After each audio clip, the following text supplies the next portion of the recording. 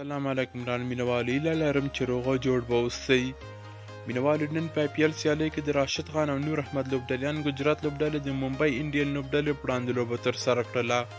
په دغې لوبه کې مینوالو خوشبختانه دغو دواړه افغان لوبغاړیان راشد خان او نور احمد دومره ښکلی بالنګ ترسره کړ چې د کرکټ نړۍ ټول مینوال یې حیران کړل او په یوازې ځان یې خپلې لوبډلیان ګجرات لوبډلې ته لوبه وګټله او ممبۍ لوبډله یې له یو سترې ماتې سره مخامخ کړله.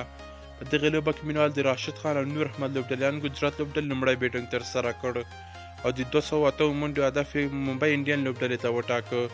کله چې ممبۍ انډین لوبډله مینوال د هدف تعقیب لپاره میدان ته راغله نو یوازې 152 منډې یې ترسره کړلې او لوبه یې د 55 منډو په توپیر باندې راشد خان او نور احمد لوبډلیان ګجرات لوبډلې ته وبایلله.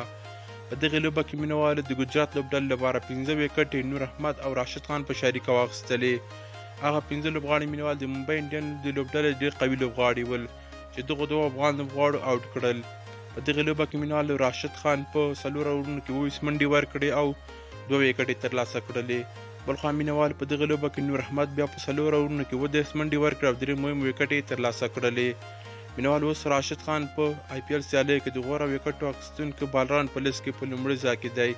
یعنې راشد خان تر اوسه پورې مینوال په IPL سیالیو کې تر بل هر چا څخه زیات وکټې سږ کال اخیستې دي چې 14 وکټې یې اخیستې دي.